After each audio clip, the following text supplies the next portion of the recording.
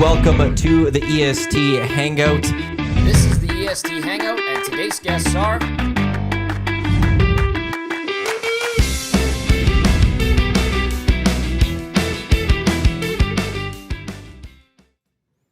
Happy Tuesday morning to you. Welcome to the EST Hangout presented by Two Hoots Hard Iced Tea live here on Edmonton Sports Talk. .com, on TuneIn, on iHeartRadio, as well as those watching on YouTube. Brought to you by Two Hoots. A Boulder Real Brew Tea. Don't just give a hoot, give two. Matt Iwanyk, Tom Gazzola, Zachticum with you here. As today we've got a lot to discuss in the fallout, the recap to NHL free agency yesterday. Zach and I were on the air for a bit here on EST. Lots was happening. Lots happened later in the day as well. Good work, boys. We could spend a long time about what Jeff Jackson did with these Edmonton Oilers. He did a lot. And we will get to that. Your great. thoughts, welcome. Nasty chat, as well as the Paris Jewelers inbox, 780-218-9999. We also have a qualifying opportunity for the Great Outdoors Comedy Festival VIP table. We're giving that away on Friday this week. So we got 3 more days left of qualifying them. Then we're going to give that away. The event goes July 12th through the 14th. Get your tickets left for the Saturday or the Sunday at the greatoutdoorscomedyfestival.com, which features the 6 o'clocker lager and Alley Cat, as they are the official beer of the Great Outdoors Comedy Festival. Actually, I was walking by Churchill Square yesterday. There was the Works Festival that's going on. Oh, that's what that was. Yeah, and in the beer gardens area, Alley Cat must be the beer there. I saw a banner for Alley Cat, and right front center of all their cans, like on the banner, 6 o'clock or long. Yes. It's like, yeah, that One looks single good. tier, because we're proud. It's proud dads over here. Yeah. You know? It's good stuff, man. It's delicious. Like, it goes down. Who did I just... I was at my parents' lake, and somebody is actually a big listener of ours from out east. He was nearby, and so he came, and Connor, and he tried the 6 o'clocker lager, and he liked it. Excellent. Said it went down very smooth. I was like, that's exactly what it does. Yeah, I haven't met a single person who doesn't like it. look at this guy. Oh, he's rocking this shit. There's a few colors. I know. Don't take too many. No, I only took a pair of blues. Everyone's gets a chance. All right. You look Would you like to bring one in? Unbelievable. Would you like to show the camera? Because we got sunglasses. What's great is you're wearing them over your We glasses. got those wonderful sunglasses that you just get when you Show the EST. Yeah. you bit- go all over the summer to all those places. There's an EST, You get those yeah. sunglasses. It's on the other side. There he Is it on There's both? Dusty. If you're not watching and listening right now, Dusty is modeling our just on the one EST side. sunglasses that Yeah. you will be able to get at the next Elks home game in the tailgate. Zachticum What, and 3 different Those are great. shades? There's 4 different Four colors. different colors. There's 4 Four? different colors. Wow. Yeah. I feel so cool right now. The Hive You look cool. and Chelsea did some amazing work for that one for us. And then we got our flats of water. We got Yes. 50 flats of water that Zach and I carried up on Friday by You guys, ourselves. Round of clicks. Oh, You- it was you a guys workout. put in some big work this Yeah. weekend. It was a workout. It was a good thing. Like we had our system going. They dropped the pallet right in front of the building, and then we have to go up the flight of stairs through the door. But Maddie would pick them up off the pallet, put them up the first half set of stairs, and then I'd go pick them up, run them all the way up, plop them down, and we got a good system going. It And probably then once took we like got 20 them all minutes. inside, then I started bringing them up as well. And Oh. it didn't take us that long. No. Tired a little bit at the end, but we got 50 flats of water here. And now we brought 50 flats up. Now 50 flats have to go out. Yeah. No. We got to get rid of those bad boys to a degree. Are they for the golf tournament? We will have some at the golf tournament. Sweet. Actually, and Chelsea did great work with them too. The labels are really cool. And then they'll be at the Elks tailgates. Sweet. So July 14th. How about that kit pack deal? $60. What is it? You get the family pack with the 2 Dino Nugs. That's a hell of a deal. Like, atmosphere yesterday at the ballpark was amazing. At the Riverhawks? Yes. Yeah, so quickly before you go into that, 4 tickets, 2 adults, 2 youth, 2 Dino Nuggets meals, 2 Kid Club memberships, which gives you the post-game field access, $60. That's amazing. Because it's Dino Day on Great. the 14th. Good. Nope. And that's what the Elks need to do. I know. Listen, I think that they have a good chance to put together some wins here in the next few games. Obviously, they're on the bye week this week. They but need to. They do need to, and I think they have a great opportunity to do it. And the teams that they've lost to are the best in the CFL right now. But that's a great deal. And then, like, you want to do like family oriented. You want to get young kids excited about your team. Like, there were so many kids and families at the ballpark yesterday, like infants, toddlers, young kids, and then there was a bunch of teenagers. There's like some 15-year-olds in the suite next to us. Shout out to Bruce and the family from William Huff for bringing us down, because that was a game changer. It was so busy there and packed. There was like they had those inflatable noise sticks. Yeah. And I swear to God, the teenagers beside us had like a battle royale in the Nice. suite. All I could hear is dum, dum, dum, and then just kids laughing. And I was like, oh, idiots. I used to be just like you. Sometimes I still am. But what a tremendous time. And the price is right. I mean, that's what the Elks need to do. And we were saying the Riverhawks had a great first half of the season, obviously. Yes. And they crushed the Port Angeles yesterday. Swept the series. Oh, they don't. The Port Angeles was just, they had no chance. They I got saw touched Dusty's tweet that went he was 10-2 after 2 innings It or whatever. was- And he's like, and it's the Riverhawks 10, the worst team I've ever seen at 2. It was not good. It was not pretty. And the Riverhawks were shooting for first place outright. They needed to win by 16, Bruce said. Oh, and I think they won by 14. So they were going for it and they wanted it. But it's the perception and then the vibe. And it was just a good time. And listen, these are college players that are going back to their schools in August and September and stuff. You don't really get attached to a lot of them. I know there's like the traditional baseball people that will watch them and track some of these guys as they progress through minor pro and all that. That does happen. But the majority of people that were at that Riverhawks game and probably went over the weekend, they're not hardcore Riverhawks fans. They go to have a good time. And I think that's something that the Elks are trying to capture. And this 4-pack with the kids deal, the Dino deal or whatever, is a great way to do that. And I think that Edmonton, the Elks, will be winning more games soon. That's my take, at least. Quickly on the Riverhawks, if you're looking for more information on the Edmonton Riverhawks, Riverhawks Weekly with Zach over here. Yeah. Once a week, he drops a little pod to let you know how the Riverhawks stayed over the last week, whether road or away, and previews what's coming up with the Riverhawks. So how's that been? For Yeah. you? Oh, it's been good every Thursday. I think we're episode 4 now. So 2 days from now, another pod will drop. Try and interview a player every single week. Last week it was Tate Deering, who's a pitcher for the Riverhawks. And it was a great interview just to get to know a little bit about him and what he's doing, game day stuff. And he was prepped. He didn't play that game day that I saw on Thursday, but he's had some good stats. And the Riverhawks are doing good.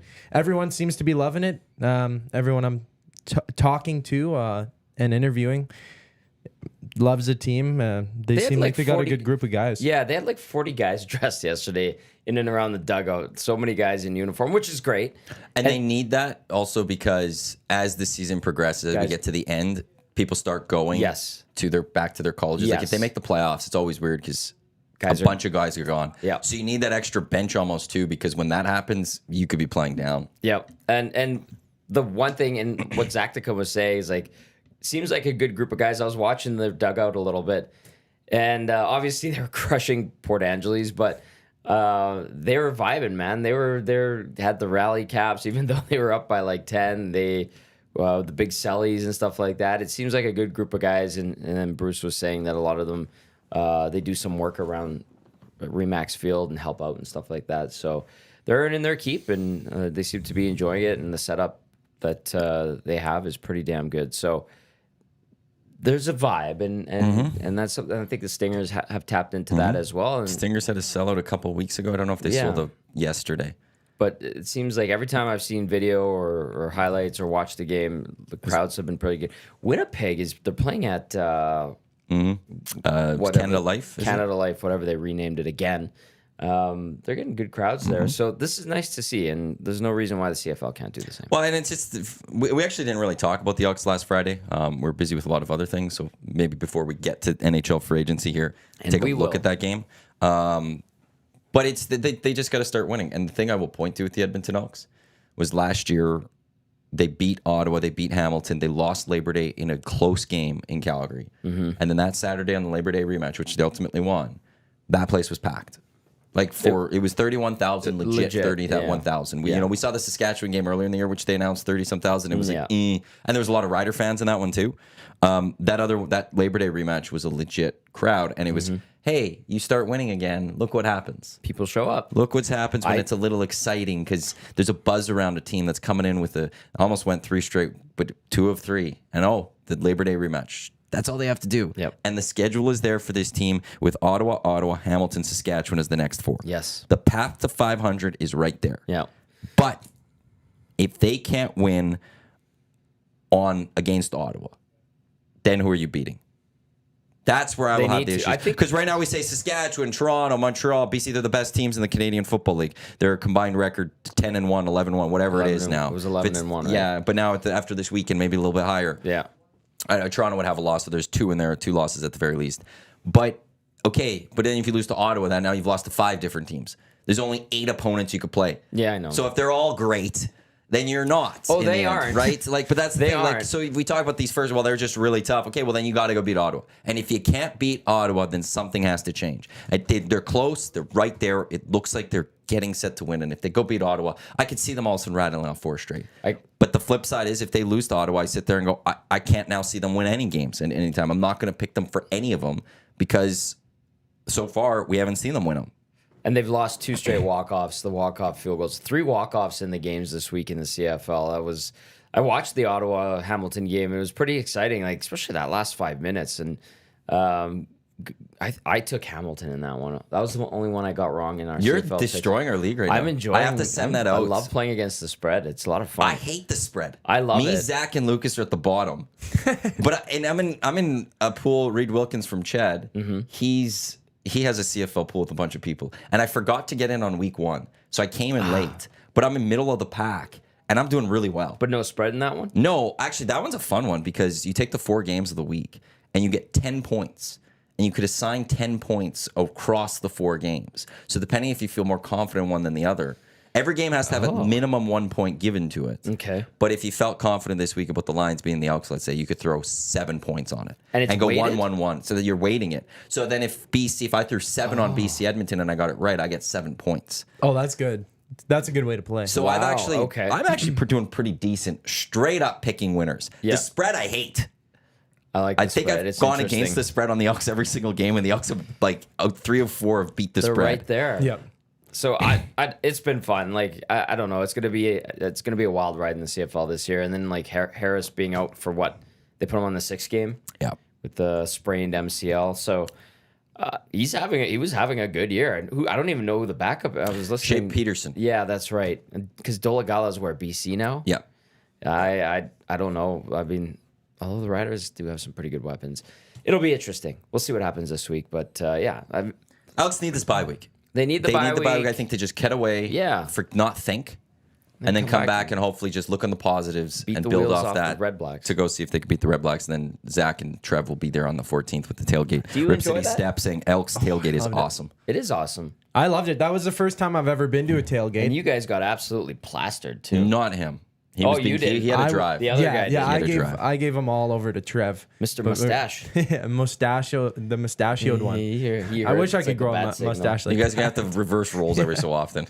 So you could enjoy it and not, or you guys, somebody has to drive. Somebody does have to drive. But we're parked I think spot 31 if I'm remembering correctly. It's You're like by Spirit of Edmonton. Yeah, right With Jared across Araxi from and the Spirit of boys there, Edmonton. and gals. And it was a great location. Jerry's a beauty. Met him for the he first is. time there. Absolute beautiful man. And we're right near the stage as well, so it's a really good, stretch that you could come visit. We'll have the water bottles, the glasses now, and chips. Yeah, I'll buy some more chips All for the you guys to chips think about. were taken by the you end had of the the game. Aussie football team come by, roll through. Oh yeah, yeah. And they tried ketchup chips for the first time. They loved That's it. hilarious. It was a good showing, and there's so many people who were down there. There's like family fun and everything. The music was great. First time I've been there, and I forgot that it even existed. Was until- Tall Boy playing? Tall Boy usually. Probably. Yeah, they're usually Yeah, I playing. think that was That's the I think band. that's Jerry's son's band. Yeah, they're great. I They love are listening to actually them. really good. 3 hours before the game for tailgate. It's a fun It little is time. fun. Go say hi to our wonderful friends with Turf District, our wonderful friends with the Elks Call and the Elks Herd and Scout and Catherine.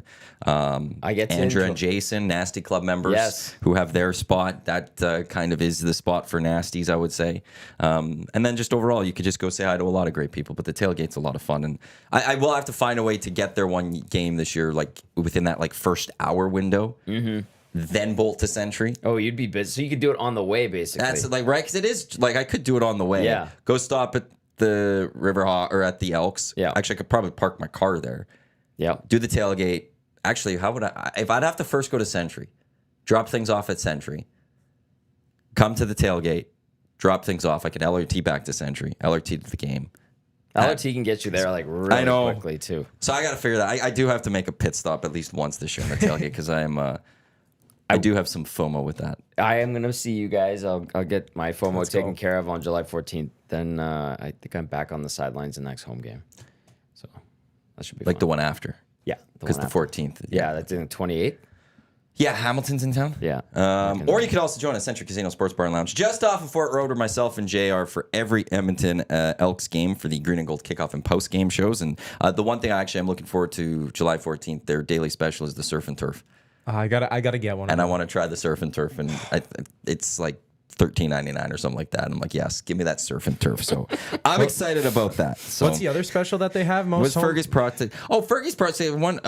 What's their pardon? Their pork, their sausage, the jalapeno sausage. Oh, that's I think. the game day special on Elks Days. good. It's cheese and jalapeno smoke. It's I want one delicious of with the those. waffle fries. Delicious. I had it again this week. It was great. Sounds pretty good. Can I read Fergie's Please, process? before you do that, I have to. Clearly, he's listening, so thank you. I have to email you back, Fergie, but you're texting my email.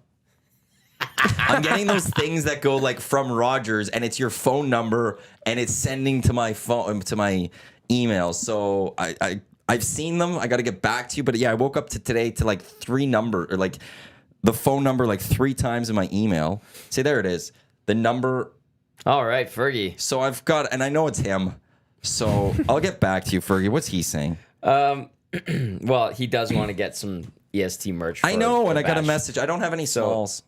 Okay, but the funnier one was EST has so much water, Calgary wants to borrow some. Did they get that fixed? It's not so. good. It's obvious. I don't want I to laugh think- at them too much, but Well, they had something coming from the city of San Diego. A big like a piece to fix. piece to fix. Man. And I would assume that that's been delivered and fixed. I Listen. haven't heard anything about it then, but I've also haven't paid attention to the news a Listen, little bit. I know our city has its many faults, and I love it, and I hate it for both of those reasons. But at least, like for the most part, the infrastructure and the facilities work here. Knock on wood. Knock on wood. It could always go down. I know. It could always. The You roads just rinsed suck, it. though. And They're something could go terrible. wrong Yeah, very I know. quickly. But like Calgary, their arena's falling apart. Their football stadium's a dump. And the Except water I stand by great sightlines. Yeah, great I sightlines. stand but by that. doesn't. That's the only thing they have good. Like That doesn't- actually, it's a good like if you're once you get through everything, when you get to your seat, it's a good spot to watch. The concourse but everything smell like else piss. is awful. Just forget the city rest, also get your smells seat. like cabbage. Yeah, according it to you. does smell like there's a hint of cabbage in the air. Have you Yeah. noticed that about Calgary? Every time my brother comes to town from Calgary, I'm like, "Yeah, cabbage." He goes, no, I just. What are you just talking brings about? it I'm with like, him. "Oh, it's just Calgary." He's got the Calgary smell on He's him. got the Calgary's cabbage. Yeah. Anyway, but Pat Steinberg, he's a great man, but yeah, hint of cabbage there. They always just have that hint of cabbage. But yeah, well, with lots, there's not a lot to get into the Elks this week. We will do it next week. My fantasy, I'm down to 1-3. Oof. And you're I'm just- winning, right? You won the draft. I was, but Wow. right off the bat, I had injuries. Kenny Lawler gets hurt. Brady Oliveira gets hurt. This week, Eugene Lewis and Dominic Rhymes combined for, I think, less than a point. Did I see Lucky think Whitehead's going back to Winnipeg? They need some help, he's- hey? Yikes. They have a lot of injuries there. Yeah. So, like, I'm getting, I need to make some real roster changes. I'm going to have to make some tough decisions and really shake up my roster going to this week because I'm going up against Lucas, who's 4-0. So, I need a big win. That's going to be a focus later this week. Also, congratulations to all of us. Because Canada is moving on. In the Copa America, Friday, Venezuela. Yeah, I'll do round of clicks for that one. Moving on. Do you know that was a great time at Cabin? We had a great time at Cabin. Me, you, DVD, Tina, Hernan, yeah, Eric. Eric. Then we went out to local after, but we had a great time. I reserved the table already for next week. That's or gonna for be this great. week. How about we thought it was a 90s party and I asked the waitress, I'm like, Yeah. oh, is it a 90s party? No, it's Pride. I'm like, oh, They were dressed like 90s. that was 90s. They were all in the neon colors, and then the Yeah. one guy had that jacket, that all weird stuff, like Yeah. that 90s look. like a music video look Yes, to it. very that much was 90s. full 90s. Like people didn't get the memo of what that night was. I'm saying that Well, right now. I did pick up on it when I saw the drag queens walk in. I was like, but- oh, okay. No, that was full 90s night Yeah. at one point. But no, Canada with moving on. They were in I would say the toughest group. I felt like going into the tournament. They got through. They're second place. They're going up against Venezuela, which is a winnable match. It's not going to be easy. They do need to play a little bit better. They've got some help because in Chile and Peru, both those matches they went up against red cards. Like the other team got a red card. It was And actually early, too. Well, yeah, that was the one thing I didn't like about Canada from Saturday was they got a red Chile in like the 20-something minute. They didn't take advantage. And the end of the match, Canada only had 55% possession. Like Yeah. with that, I want to see 65%. I want to see like a lot higher possession. They really didn't take it to Chile. They don't have that finish in that final third. It'd be nice to get that finish, but we're through. Mexico is not. Yeah. The what U.S. hell? are not. They Wow. got knocked out yesterday. Panama is through. We'll see what happens with Costa Rica today. I don't think Costa Rica will get through. Costa Rica. Jamaica's not getting through. So of the 6 CONCACAF nations, Canada and Panama will be the only 2 remaining. Panama, man. Cheers to Wow. all of us. That It was a feisty game, too. Those Chileans, man. Oh, They're all over the place. the diving. I mean, our Canadian guys were diving, too, but You got to play it. that Schaffelberg was annoying me. I love Schaffelberg. I know you kept saying it, but I'm He like, was- he went down so wanna easy. see him Like, as he's a hard sub. to take down. No, he wasn't. You want to know something? But Go on. When you go up against a team like Chile that does that, They were. you got to counter. You got to were do the same chippy. thing. The Americans I love though because they needed Panama and Bolivia to draw, or they had to beat Uruguay to go through. And at one Uruguay's point, good. it was a draw between Uruguay and the U.S. And Panama allowed Bolivia to score to tie the match. And the manager of the Americans are so mad at him because he was already not in good favor. He immediately was telling the players it's 1-1 in the other match. And there was like 25 minutes left in their match. Like, hey, we've got this, boys. 1-1. And usually you get a lot of coaches that would be like, we're not going to focus on the other match. Yeah. We're going to focus on our match. But they're all showing Greg Bellharter like pointing 1-1. Seconds later, Uruguay scores. Literally, like seconds later, they score and Uruguay goes and wins the match. And the U.S. is out. And take that, America. I've seen enough of that stupid Americans calling out Canada for this last little bit. Like, What there's are a they couple calling of counts. us out Oh, for? that would go worry about. Like they always like they treat us like this nobody. These minnows, and like go worry about. Actually, one of them went one point like go worry about Panama, as if U.S. and Mexico are these kings. And now look where you are, America. You're in shambles, and we have the American coach. You want to be managing your national team, and we're through to the knockout stage. So suck it. Suck it. But like, our women's side has been excellent for Yes. a couple of decades now, and now our men's team is starting to make noise in a good way.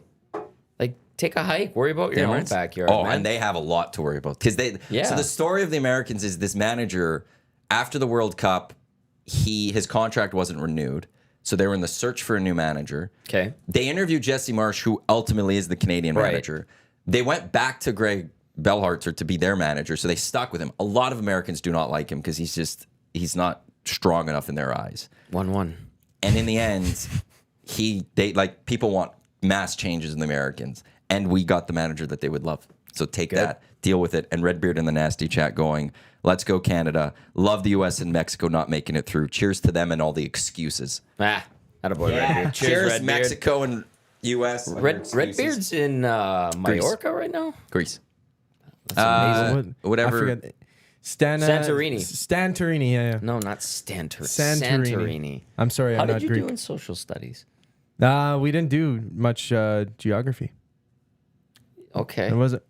Or yeah, we didn't do much of that. Yeah, I don't know. that would be geography. You were gonna say geology, weren't you? That's I the was study thinking of about rocks which and one. sediment. Yeah, I don't know. What's going on with our Google it. educations? I'm kidding. You graduated with honors, so Well, radio and TV. I do. Somebody has emailed us. They went the old school way. they Emailed our text it?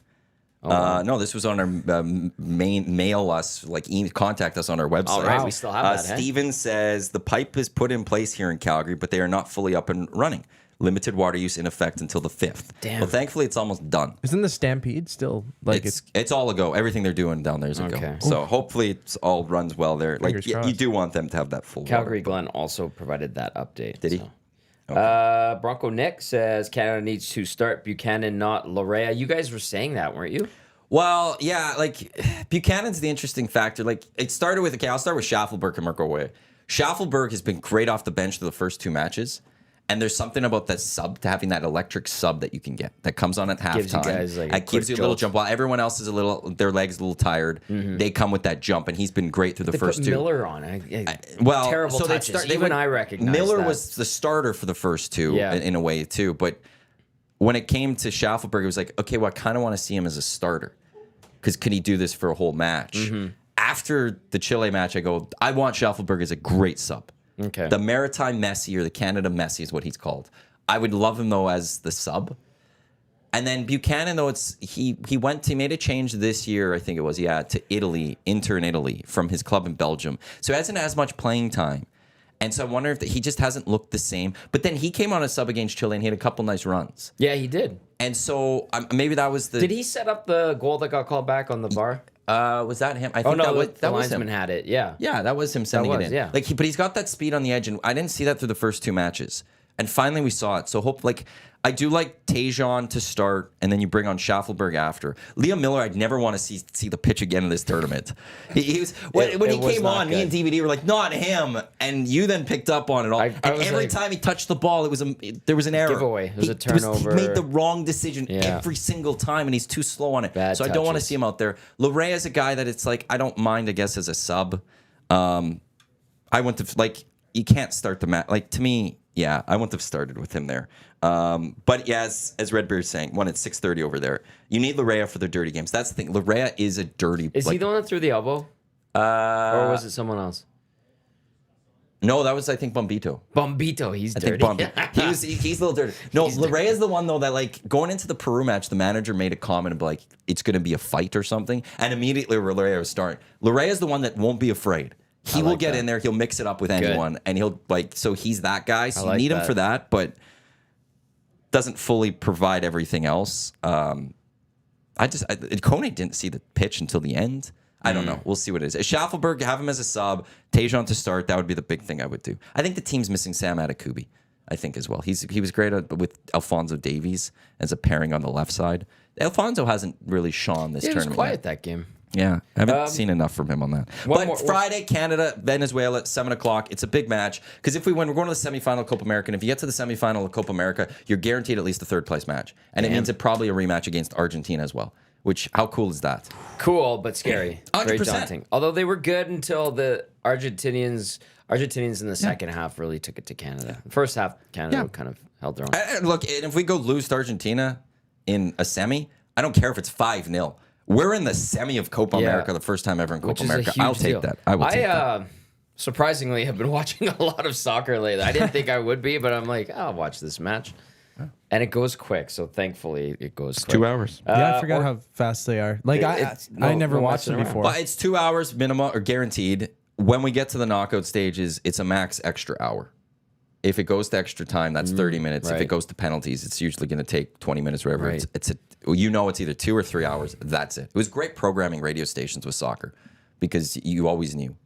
Hockey, you get to the playoffs, it could go to overtime. You didn't know when it would Yeah, end. you had no clue. One last one before we move on. Orca Diver, this is in regard, I think you might have the answer to this because you have the details on most things. Says, good morning, gentlemen. Where are those 4-pack seats located for the Elks? I try to take my family to the home games, but with the closed upper bowl, decent seats are just too expensive to take them. My daughter and son were free last year with the purchase of adult tickets. Yeah. I'm assuming I don't know. They're located in either PP or QQ, the tickets. Which is fine. You're down low now. Yeah. That's where they're saying the tickets. You PP just go or to goelks.com. Does it show up right on the main page? I got it through their Twitter account. Yeah, if you go to the main page, you scroll to features. It says Dino Day Family Pack, and it's there. So it says it has a savings of $80. But so yeah, there is what they say. There's fun in the pregame in the Brick Kids Zone. There's also Southwest the world's corner. largest T-Rex combine at halftime. Oh, I'm nice. fascinated by what that is. But yeah, they say the tickets will be located in either PP or QQ. So, I think that's in the corners. yeah, it'd be corners. Which is fine. The just trying to the remember one which corner corner. was packed last game. I don't know what it was, but it was just absolutely packed solid. Before we get into now free agency because I want to now Yes, transition into that. Big day tomorrow for us. We got the $100,000 hole-in-one presented by Golf Town that will take place at the Ranch Golf and Country Club, hole 17, 180 yards away. We will then have the hangout there and the day there. I got to talk to Belzy to make sure he knows that that's where the I hangout's going think to be. he would enjoy going there, to be honest with you. And what's the weather tomorrow? It's a great question. Mix of sun and cloud, 30% chance of showers, risk of a thunderstorm late in the afternoon. That's fine. Late in the afternoon, we're done. That's 9 o'clock, 14 degrees. We'll have a great time on the patio. But it's going to be a fun day. 25 people with the chance. I got to contact the last contestant. 25 people will have a chance to swing for $100,000. If somebody holds out, we're giving away $100,000. If no one holds out the ranch, very gracious of them, they're getting $1,000 to the closest of the pin. That's going to take place 7 o'clock during the morning show tomorrow. Also, next Tuesday, I will be a stressful man. I will be very stressed. I am not talking to you next Tuesday. He won't have time probably to talk to me. Don't talk to me. All right. Good morning, at about Matthew. 9:40, so we'll be an hour and 40 minutes into the first ever EST Golf Classic. It's coming together. I feel like I need a be few inebriated. things left. What do you I'm need, hoping Matthew? so. Well, I just got to finalize a few things. We'll talk. We have a staff meeting today. I'll talk about it all in the staff meeting today. I hear there's a presentation. That's from Trev. Yeah. For something else. The thing I will say, I have actually 4 open spots still. 2 two-sums or 4 individual spots that I could space out in there. If you want to golf next Tuesday, if you're free to golf next Tuesday, $200. There's a lot that you're getting. There's a welcome package, breakfast, dinner, or lunch, however you want to classify that, and some stuff happening on the course, plus a round of golf.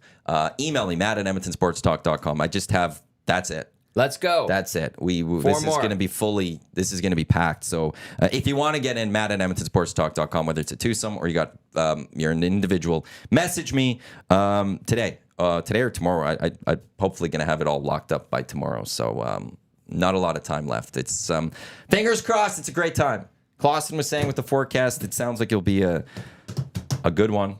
So I'm excited. It will be I'm a good nervous. one. It's gonna be a ton of fun. No, You guys you're are gonna have a nervous. great I'm time. nervous. I got to golf. No, That's not to be. Just go have fun with that. I'm golfing with Curtis Stock, who is co-host of VIP the Golf VIP Golf Show with the general manager of the ranch, Murray McCourt. So every Sunday that's on at 8 a.m. But yeah, I told him that I was golfing with him, and he was like, "Oh, yeah." Because I told him my score one time, and I was like, "Oh, I hit a 181 that first time I played golf," and he was like, "Wow, an 81." No, it was a one. Curtis, there's a 1 in front of that. Yeah. And he's like, But you shaved down to a lot. You shaved it down to 160. 160. Yeah, Oh, 7. God, that's better. That's that. Hey, you shaved it down. So Good job. And also with the tournament, it's best ball. Yeah, True. It's exactly. the Texas Scramble, so you Let's don't go. have to. You go up to their ball and you hit Yeah. from there. You'll find a good shot here or there. One time. That's But all there's you need, going to be a the couple. one You'll shot be that keeps fine. me in. And that's what happened last time, too. You'll be fine. Let's get to our Hangout headlines, which is brought to you by the Ranch Golf and Country Club. Premier conditions, top-notch service, unmatched value. Book your tee time at theranchgolf.com as it's the place you're going to want to golf this season. Is that actually going to be your first round this year? No, I'm gonna try to sneak one in this week. Okay. Maybe tomorrow I'll talk. I'm gonna try to. Murray, if you're listening, Murray listening to us. He's busy. He's running the ranch.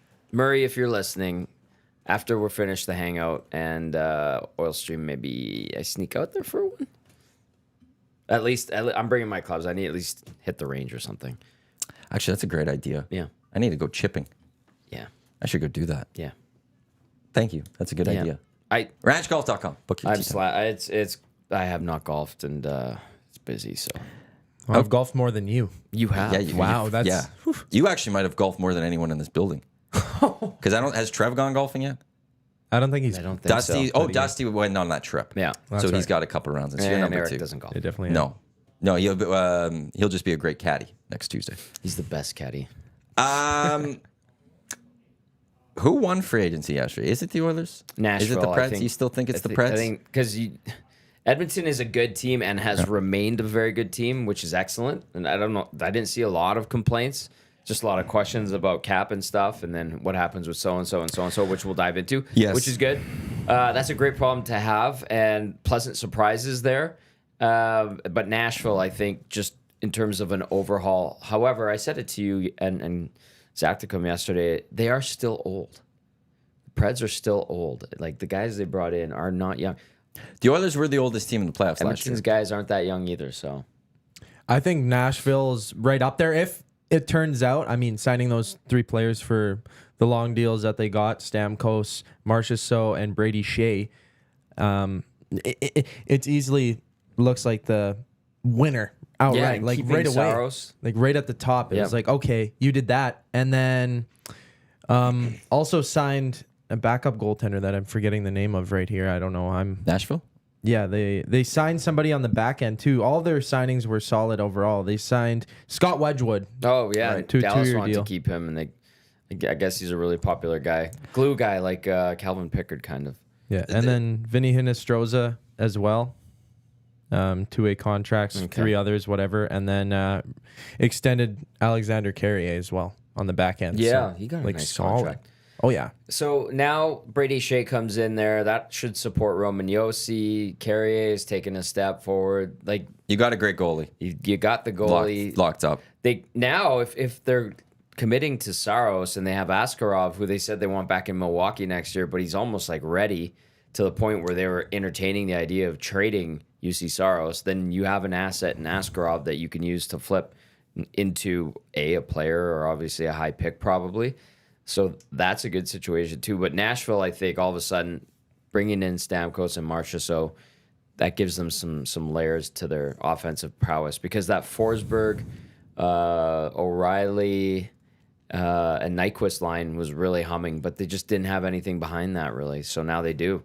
Now they have like 2 really solid lines and good defense. I like what Nashville did. I'm not knocking what Edmonton. Edmonton Well, did we'll a get great to it. job. Yeah, we'll get to it. I think Nashville, I could see it like it's one of those. It could be good for a year or two, but then also really hurt them. Maybe. after that, Maybe. just because you're talking about the age and all of that. Yeah. And what if these guys are closer to maybe the end and stuff? And that's the risk I would say with Nashville is that all of a sudden you did this and it's going to be good for a couple of years, but all of a sudden they're going to fall off the cliff. Some of these guys a little earlier, and boom, you're locked in with them. Yeah. Yeah, you could say the same about the Oilers though. Yeah, but like To a at certain least extent. yesterday they didn't give out major long contracts. That's true. That's like when Arvidsson hit, it was like $4 million. Okay, 2 years. Mm-hmm. You could look. And make I've 2 seen some years. comments about Josh Brown on the blue line, and he got 3 years. That and a lot one's of people are weird. saying he's not a great defenseman. All Yeah. of that, but it's a mill. You could easily bury that in the can bury minors. It's that. not a big. That's a question. That's only does Daryl Cates okay paying someone $1 million to play in the minors? And based on his history as an owner of this team, he's okay with that. Yeah. So, like, I don't think we saw Jeff Jackson give the term that could hurt this team long true. term. That's where, like, whatever else happened, he, I think, was very restrained in the years he handed him. Yeah. Brown 1 year, Skinner 1 year. Janmark got 3, but I think he got kind of jerked around a little But bit. especially his first- 1.45. Yeah, Like, exactly. that's it. That's even those deals, those are easy to trade. Yep. You need to go. Janmark in after year 2 is not there to go to a team and be like, we'll pay 25% of this. You take the rest. Mm-hmm. Somebody will do that. True. yeah. It's not big risk of what the Oilers really signed. Their longest contract was what 3 years signed. Yep. So they did it with Brandon Manning, having him in the minors back in the Yeah, that was ridiculous. that was just silly. That was just silly, That was but dumb.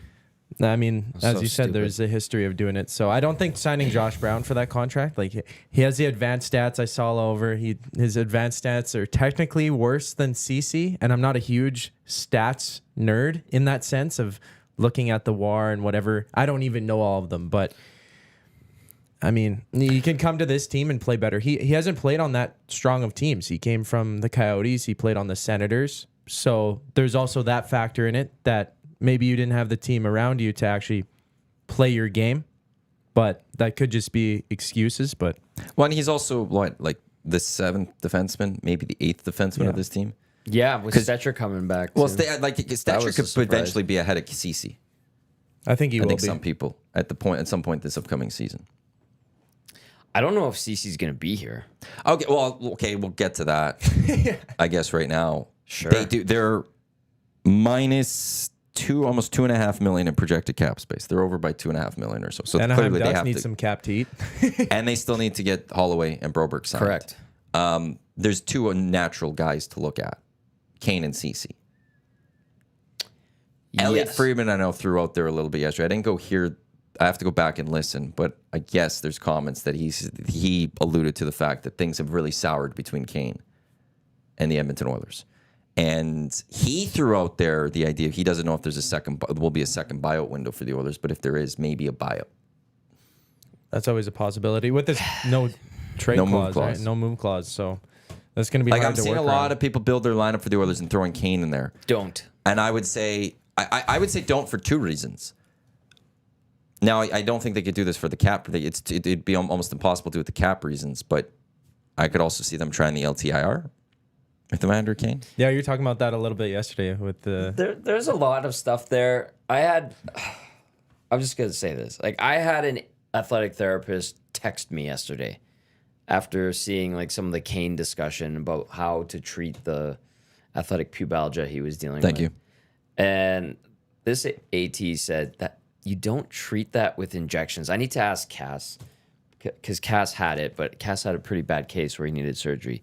You don't treat it with injections and Because Tim Peel said he had like 5 to 6 injections to get rid of Something it. like But is that. that a painkiller thing? maybe that That's might the be, thing. but- Is he getting an injection to numb pain so he can go and play? Yeah, I don't know how you treat athletic pubalgia outside of surgery. Like, I don't have a clue, but I was just told that is not how you treat it properly.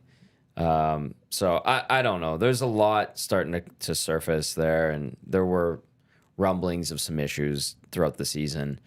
We'll see where it goes. It's and Elliot's saying it's soured in the playoffs. Well, I think it was headed there well before.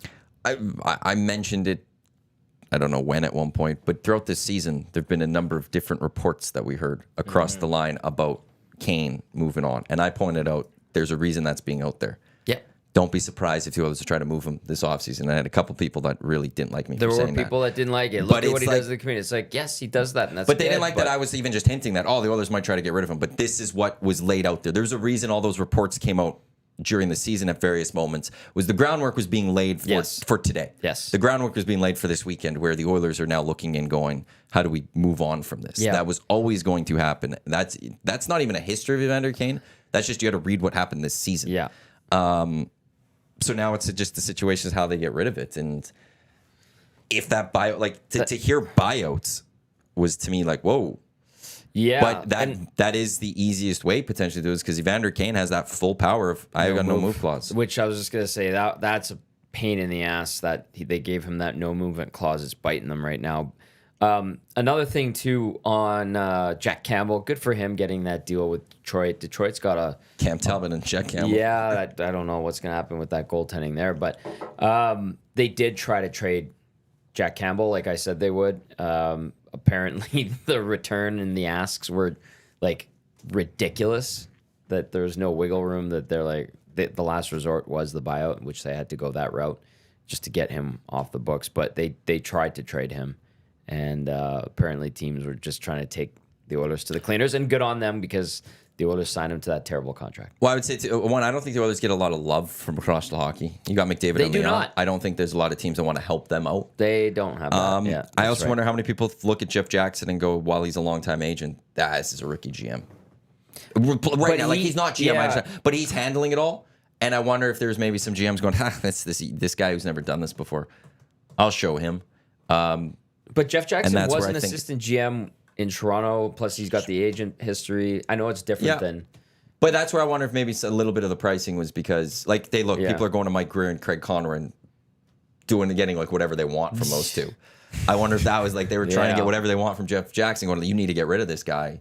And Jeff Jackson just went his own way and went, I'm going to do it my way. And if in the end I have to buy him out, I got to buy him out. And he ultimately buys him out. Yeah, And it does that work wasn't out. the intention, but it happened that way. Well, like $3.9 million opened up for this year. So that's Jeff Skinner and Connor Brown almost But fully. you're paying for him for 6 more years, which is thankfully the cap is going up. That's the one That's thing the about one this cap hit is that when it goes to the UFA years, like when he would have been a UFA, it is only 1.5.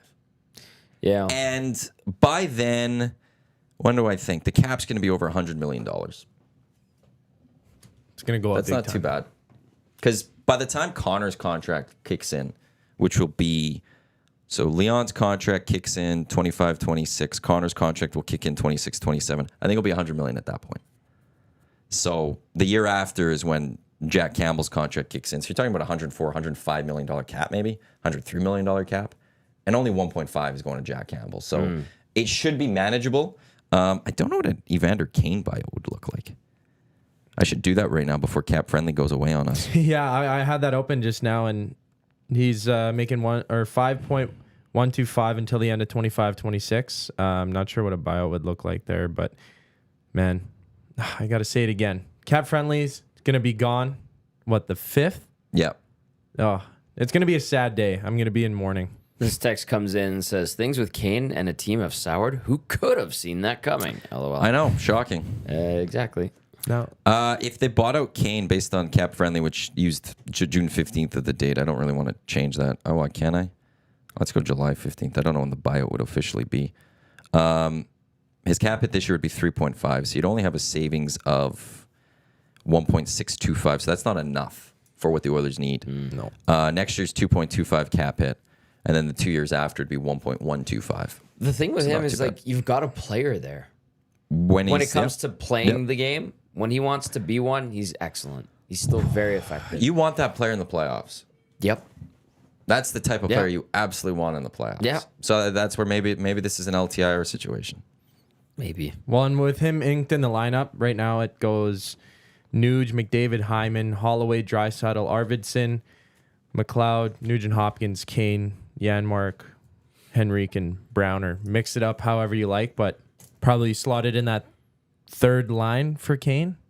And I don't know. There were those moments in the season where you could see that he was there, and then once playoffs hit, he was so behind the 8 ball. He was so injured and everything. Like Yeah. he was 40% or whatever he was at.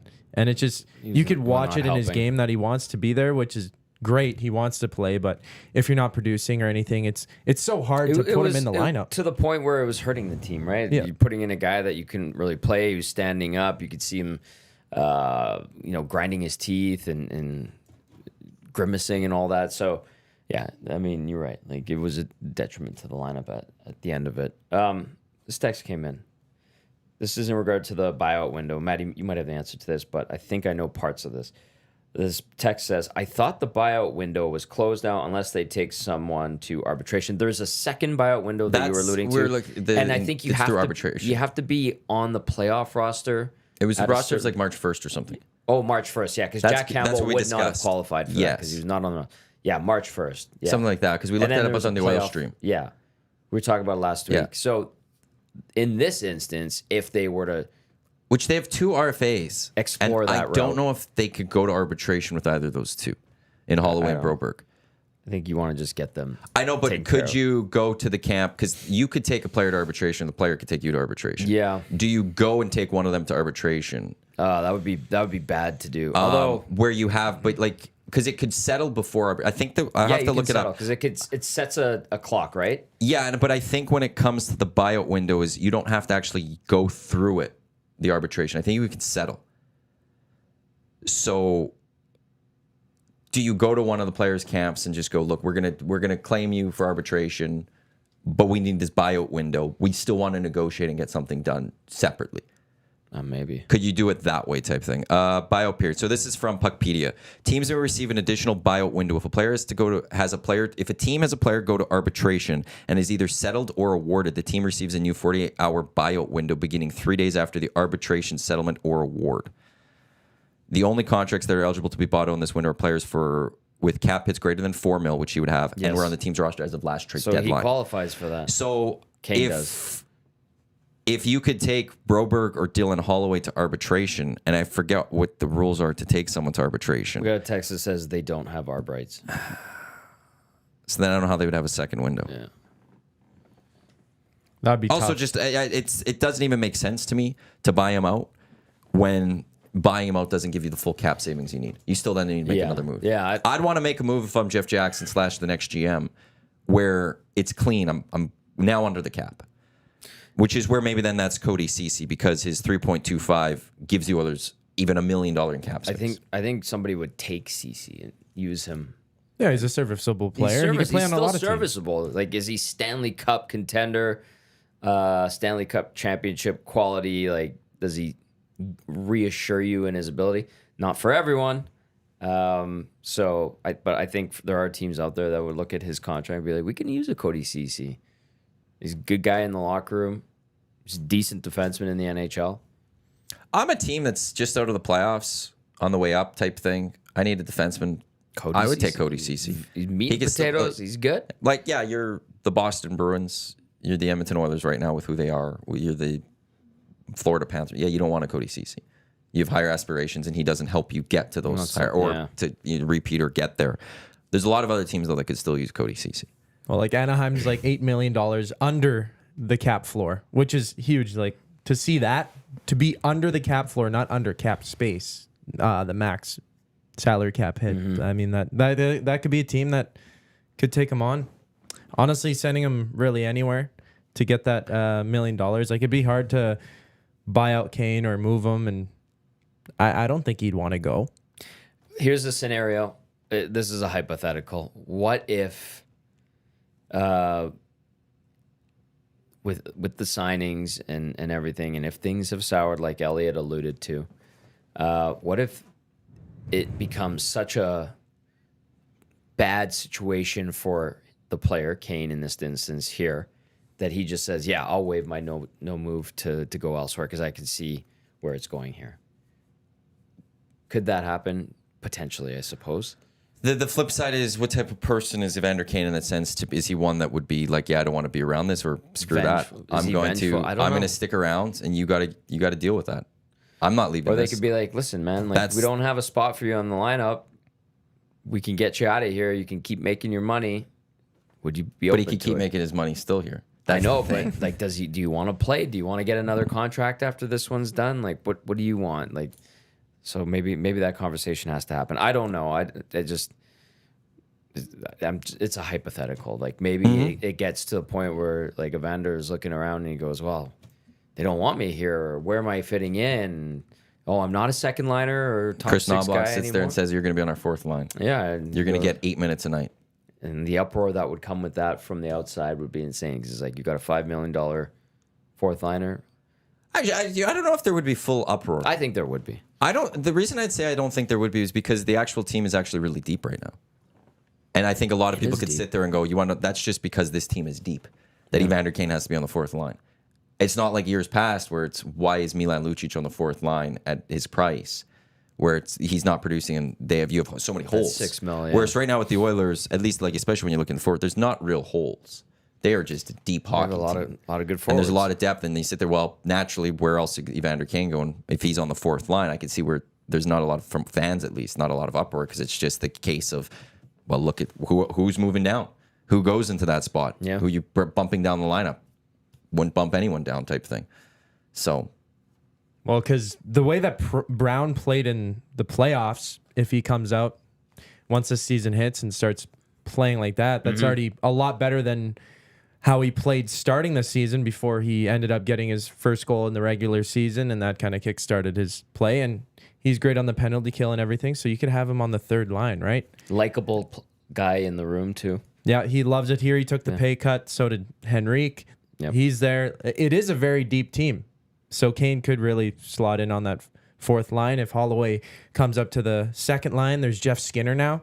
Honestly, I'm fascinated by Jeff Skinner. You could change anyone. You're everywhere. right. That's very, very flexible. Yeah, all over the line. Very flexible. Bronx the Boilermaker says, all we ever say is the cap is going up and we'll cover bad signings. Unfortunately, yes, that's fair, Bronx the Boilermaker, but it also is true. That's the history. Yeah. If you look at the NHL cap, the only reason it didn't go up the last few years was because we had a massive global pandemic. It was set to go up prior to that $7 million. I think it was that January. It was a $7 million jump up. We have never seen, I can't recall a time, maybe the NBA's had it, or was the NFL did it? They have it. I think one year they maybe went down like $1 million or something. The NFL did? Maybe. Oh, wow. Or maybe it's the NBA. But for the most part, when you look at caps of the three leagues, it's always up, up, up, up, up, up, up. It always keeps going up. And even then, like when you go to the history of the cap since it's come in 05-06, it was $35 million. I know. For the most part, though, it's also gone up by a decent portion. Yeah. Now, the problem I have, we saw it yesterday, I think for the first time ever, we saw $1 billion in contracts be handed out in a single day in the NHL. Yes. I don't think we've ever seen that much money. I think in a the day. next highest was 700 and something million or 600. That's the thing I don't love about NHL GMs, though, is that they get this money and they immediately just go spend it. Yeah. And even though we've learned through this flat cap, through these last number of years, just the importance of having cap space. We saw what Utah did at the draft, rebuilding their top pairing defense. They look like a decent team Because now. they had the money and like they had that open space so they could do a little bit more too. But I just love the GMs just go, we got it now. We're spending all of it. Every team just like, we're going to spend it all. As opposed to, maybe we could just keep a couple mil. See what happens. Maybe it'll help us next year at the deadline or at the draft or something. But no, they go spend it. The first year, the money's there for teams, and they chose to spend it. It's like giving toddlers sugar. Yes. That's basically what free agency Hockey is. Can't GMs keep are any the of it. worst, Yeah. I think. They have no restraint. No. They hand out no trade, no move clauses like crazy. And then when they get any bit of money, they go spend it all immediately. It's like Chris Tanev getting a no move clause, full no move clause. 6 years, terrible. too. That's the part that's like, sure, that's going to be good for a couple of years. Yeah. But when you need to move him, you can't. Yeah, when he falls off a cliff, which is inevitable. It's going to happen at one point. That's a good point. He's a warrior, and like his body, how it hasn't broken down. Like he can't even chew gum. It's a bit of a joke, but like he's down to like 3 teeth. True. If he ate But, a like, jawbreaker, Yeah, well, the poor guy. But you're like, at some point, Father Time is undefeated, right? That old saying. But good for Tanev for getting that deal. But you're right. Like he's gonna be. What does he look like at 38? that's going to be something. And then OEL too on a That one 4-year was deal. interesting. I know he had a bounce back here, but yeah, He's 4 32. years. Like, yeah. They're getting older players on that Toronto team. Now they have more goaltenders too. They re-signed Matt Murray to what league minimum. Went out and got Anthony Stolars and then extended Wool. Yeah. So now 3 goaltenders there. It's a lot of goalies. It's nice for Leafs fans. It's nice to see that they actually address defense for the next little bit. But I look at everything that they've done and I go like they're clearly looking at the Matthews window and focused on that, knowing it's ending, knowing that he's going to go. Potentially. I think that they have the idea that he might be gone, so they have to win now. Because if they can't win now, although they do get some money off the books next year with Tavares and Marner. I like this one. Came in from Ken. Can I read it? 780-218-9999. Paris Jewelers inbox. I don't know. I just, That's I didn't even answer. It's light. That's how I didn't even answer. It's your picture on the Hangout too. I know, but it's a courtesy. Anyway, let's go to Ken here. It says, guys, remember in 06 around this time, Pronger wanted out. Pekka and Spacek signed elsewhere. And Kevin Lowe was forced to extend huge contracts for Horkoff, And so Pisani, did and Rolly. Sergei Samsonov. And I think Torres got one too. To preserve some semblance of the Cup finalist team, I woke up to hear both Henrique and Janmark's re-signed. What a difference in Oiler fortunes in 2 decades. And then Ken also adds, Matt, are you still going to call it the Brown penalty now that he's re-upped? And No, after the playoffs, I said I'll still call it the penalty because I was calling it the entire time. tongue out emoji on that But one. Thank you, throughout Ken. the entire it was a penalty throughout that regular season. But then he Next produced year. in the playoffs. And I'll give him credit. Maybe I have to stop calling it a penalty because I think he one. did, well, I think there was goodwill with the Oilers giving them Yeah. $1 million this year. Yeah. Going on a $1 million deal this year. I think that was a goodwill gesture from there with his former agent. Yeah. Going, I didn't maybe earn my money this past year fully in the regular season. There's going to be this cap hit that is going to be taken this upcoming year. I'll come in for $1 million. Good for him. I feel like that's what we respect saw that. there. So now, Yep. maybe in respect to Connor Brown for doing what he did with the Oilers, I'll stop calling it a cap penalty, and I will go as his bonus. They have the Connor Brown bonus on There their you go, cap Ken. now. You've convinced Matthew to change his tone I'll on that switch one. that one. There we go. Well, it's We Connor love it. Brown We did love that. it. Connor Brown. I'm proud of you, Connor. Proud of you. How do the jerseys work now with 2 Skinners and 2 Browns? I think they'll have to put the initial on there. I think they They do. Don't could. they? What did And the they- Sedins do? H&D. Did they have that? Yeah, I can't remember. and I do know that with remember there was 2 Schultzes, Nick and Justin. Yes. So they had the J and they had the N. Yep. So I like, wonder about Skinner though, because one's in net. here's the other thing: is like they have different numbers. Like you could just put their last name on it. You know what I mean? It's always been like that. Yeah, but I understand the letter, and they've done that in the past. I could ask Carrie and Langer, but they probably wouldn't want to tell me. But then they would tell me. But What they the wanna tell fact you? now there's 3 they don't like Connors telling on the me stuff team too. anymore. So there's Connor Brown, Connor McDavid, and then Connor Carrick as well. Oh yeah, they signed Connor Carrick. That right That's side. probably There's minor league. Yeah. so many players on that right side for defensemen, which is why Ceci might be moved. I'm thinking. Yeah. And then possibility for sure. 2 Skinners and 2 Browns. It's pretty funny to see. Like, you don't look at the names when you look at a player. It's not like, oh, he's got a funny name, Yeah. John Mustard. I'm gonna draft him. or whatever. John Mustard. What a name. Delicious. But the coincidence of signing 2 players that have the same last name as a player, 2 players that are already on the team. Yeah. That's pretty funny to see. Yeah, that's interesting. It would be. I feel like people would want to buy the jersey more if it had the S, Skinner. You think so? Jay Skinner. It'd be I- interesting to see because how often does that really happen? Every now and then, not often, but every now and then. Like the Jay Schultz, there weren't a lot of N Schultz jerseys going off the shelves, that's for sure. But Yeah, true. although he's an awesome guy, Nick Schultz. But yeah, I think I saw a few Jay Schultzes that were around.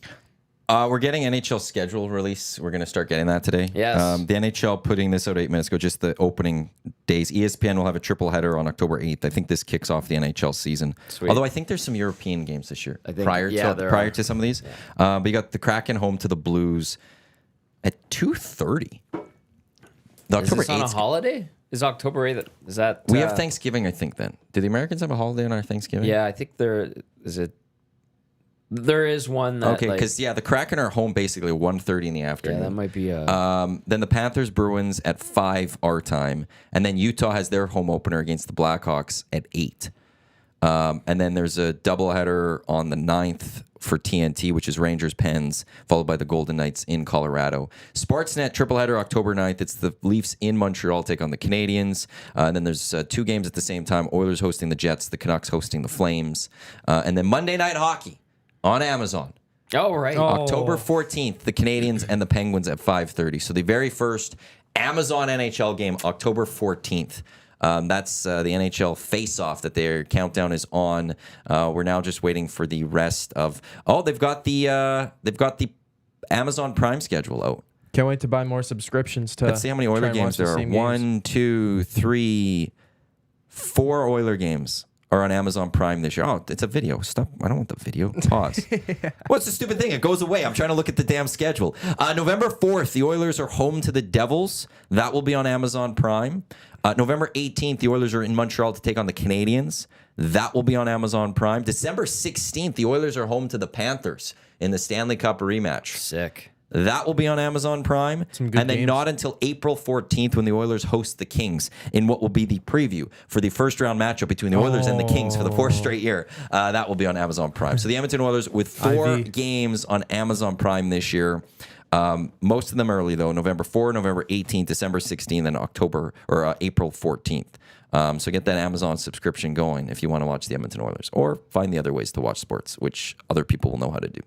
Now, when I'm looking at the schedule for the Oilers, I'm looking at the Devils team. Like to go watch that game to see 2 high-end teams play. Now that You now like the that Devils, You though. like the You have a Devils? Devils jersey, don't you? I have a lot of jerseys. So you're not just a Devils. It I was have a just ton the of jersey. jerseys. Yeah, I'm just Oh, a okay. jersey collector. I got a Jason Arnott jersey from the Arnott. Devils. Arnott? Arnott. I thought it was Arnott. A lot of people say Arnott, but I think he did a thing back in the day. He's like, it's not Arnott, it's Arnott. I think you got made fun of. Like when you were Yeah. making fun of him, you'd go Yeah. Arnott. Yes, something like that. When you're trying to rip on him, you'd be like Arnott and Arnott. stuff. I think that was the thing. he What I was a remember from being really younger. good player. Drafted by the Oilers. Played for them for a few years. Yeah, it just didn't Calder work out Trophy finalist. Yeah. Well, there were many things there. Oh yeah. Gager can fill you in more on some of that. But he ended up being a very, very good player for a long time. We had over, I think, 1,200 points, I want to say, or just over 1,000 points, 1,000 Stanley games Cup played. Like, champ. Yeah, he was really good. got some Really, good really pedigree. I don't know why I get excited about schedule days. I don't. I actually do. I wanna CFL, enjoy this summer. NHL. Well, that's the wild part of this. Like yesterday, they put out the home openers I for every know. team, which is like the worst day to do that. We're Nobody all saw busy that. already talking about everything else hockey. Why are you putting your home openers that There's day? a few things to Today get should have to. been home opener. Yeah. Tomorrow you could have done the full schedule release. Or actually, today was the full recap of free agency. Home opener schedule on Wednesday and the full schedule release on Thursday. You got the full week covered. But I don't know. There's something about looking at it and planning like things around it. And I don't know. You do get excited about CFL. Excel sheets, so Well, this is not I surprising. would love to go see how they build an NHL schedule. I'm not gonna lie, how the whole process of that. I'd love. They should I do don't a even know how doc to on that, use it. and I Yeah, would watch no, it. I know. Excel's easy to use. Sure. Anything you need to know, just Google it, and somebody has a YouTube video that'll show you what you're looking for. That is true. This text comes in, says, got 3 retired guys loving the hangout on the course at the ranch right now, guys. Also just missed my first birdie putt of the day. Only fairways and greens, no 3 putts, boys. Have fun. Maybe get some birdie booze in you. Don't get in that pit. Oh, yeah. Keep it short. Keep it short. Keep it short. What they said, yeah. Because I don't. I always 3-putt every time. Yeah, don't 3-putt. Or 4-putt. That's the Yeah, you worst. should work on your short game. I have a lot to work on, actually. Well, I start with the short game, I think. But that Every putt is the exact same as a 300-yard drive or whatever. It's worth the If you're same. wasting 4 putts on the green, you cut that down to 2 putts, averaging 2 putts. That's 2 strokes a hole. It's a never thought lot about of it like strokes that. that you could easily cut down if you could go to like averaging a 2 putts per hole or something. I always just think distance because it's like, well, got to work on the driver the most because I need to whack the ball farther. But if I'm not whacking it properly, and I'm still, as you said, four putts, even 5 feet or whatever. Yeah, I know. An inch putt That might be is the exact same as having a 300-yard drive. Wow, that's wisdom right there. Right? That's Matthew. I didn't even Focus learn on that from I Murray. think focus on that green. That's to me, especially just get that green figured out to Yeah. a degree. Shorten that. Like, yeah, there's going to be occasional 3 putts, but if you can average 2 putts, even if it's 3 putts for you, if you're averaging getting 4, that's 18 strokes right there. So 160 puts you down to 142. Wow, that's good math. I would have had to pull out the He likes calculator. Excel sheets. Of course he's good at math. Well, it's Beast in very the easy sheets? to do from one. That's why I did 160. Excel? I didn't go 167 or something like that. Although that would have been 149. Right? Okay. Take away 20, add 2. Yeah. Yeah, If it's 18, it's simple. There you go. all right. Mental Jack, math. okay, I want to know about this because this kind of popped up a little bit yesterday and it did not go over well, understandably so. Jasmine texting in, hello, Jasmine, says, would getting Stan Bowman be bad karma, do you think? What do you guys think? It would be a joke.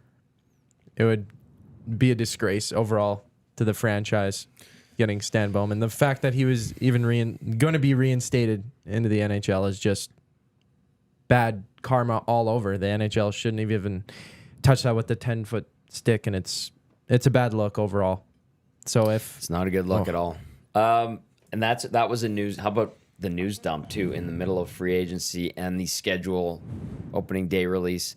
The NHL drops that Bowman, Quenneville, and was it Al McIsaac are all Yep. reinstated. So they try to hide, like, kind of tuck that in there. yeah, I don't think it would go over well. Some people think that, winning would help smooth out things and make it less of a issue, I guess, for lack of a better term. But I just think it would be a bad look. It would be bad luck. yeah, and it's bad for like all of the work that's been done so far, and still there's a lot of work to do surrounding situations like that do happen because, and as you said, success does bury all of those problems, and that's what happened during the You can time gloss it of over what for happened. sure, yeah. Oh, it's just awful. The NHL is a joke for having that. I didn't even think about the burying of it until you just The said it. timing I didn't even was- think about they that. You're tried 100% to, right that on was that. like the 5 o'clock Friday news dump. None of those guys should ever be employed in hockey again. They covered up and had absolute negligence when it came to sexual assault that happened on their watch, and they're in charge of it. I know that there'll be some that sit there and go, when's a second chance due? Hockey is a very special, like that's the top end. You can have a second chance, go work somewhere else. It doesn't have, you don't deserve a second chance in hockey. It is absolutely a privilege, not a right, to be in the National Hockey League and to be at the pinnacle of a sport. Yeah. You do not deserve, it's not just a God-given right then that you have to have your second chance in hockey. You go work a fast food job. Go work as a manager somewhere else. Go earn. I'll believe in second chances. Go do it somewhere else, but not like this is hockey should be treated in itself and its league is this is an absolute privilege to be part of it. And you guys, they all screwed up massively in the most horrific way that you could possibly do. And they shouldn't be ever employed again in hockey. And the Edmonton Oilers, people could talk about the history of this team, and they've given people a lot of second chances. They was famously known for projects. Craig McTavish, Yep. for Evander Kane, for Corey Perry recently. There's a lot that we could go to, but this is the one to me that just is a step too far. And this it shouldn't be allowed. Daryl Kate shouldn't allow this to happen. He shouldn't even be interviewed, Stan Bowman. There will be Oiler fans that also say, take away that stuff out of it. He's also bad GM. He's not even that good of a GM that you would, but now you add that and like the PR nightmare that you add to this it's just wrong. And I'm stunned that the NHL actually is still doing this, that they're still allowing it to happen. I'll be more stunned if anyone actually hires them. They eventually allowed Slava Voinov to reinstate. Thank God that the entire National Hockey League, no one touched him. Yeah. No one went close to bringing him in.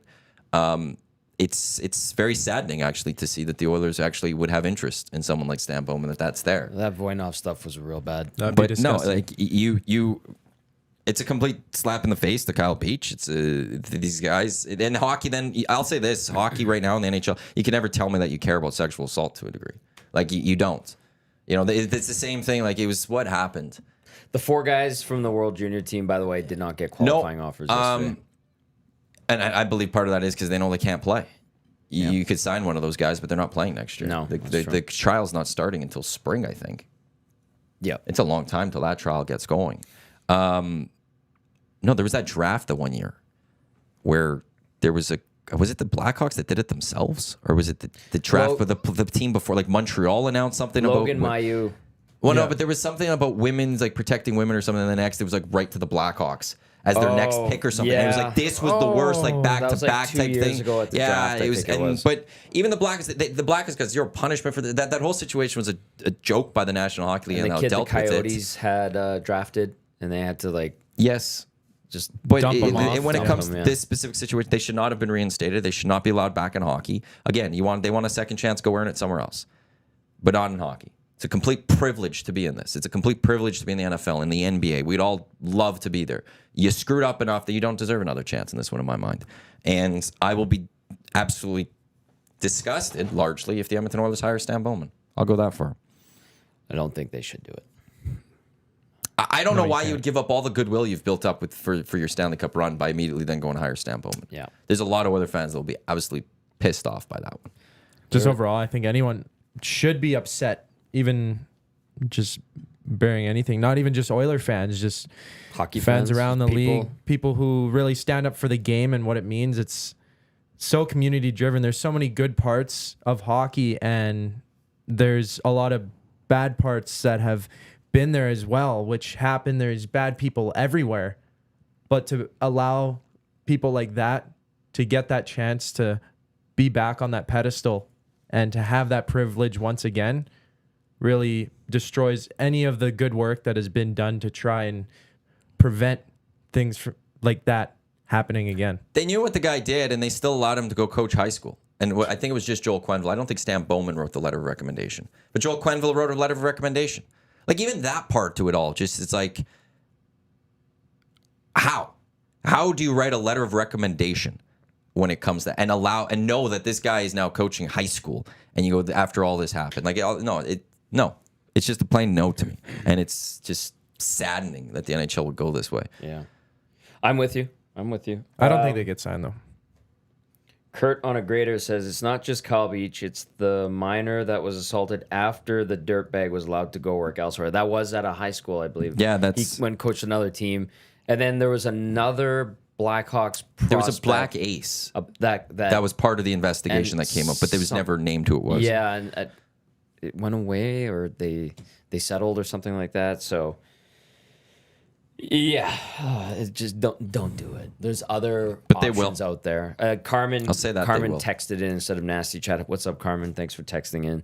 Asked about Matthew Darsh, and maybe that's a name that popped around, but I think just avoiding Stan Bowman and the headache that comes with that is probably best. You need somebody to be a GM. The role of GM has kind of evolved. in recent years in hockey.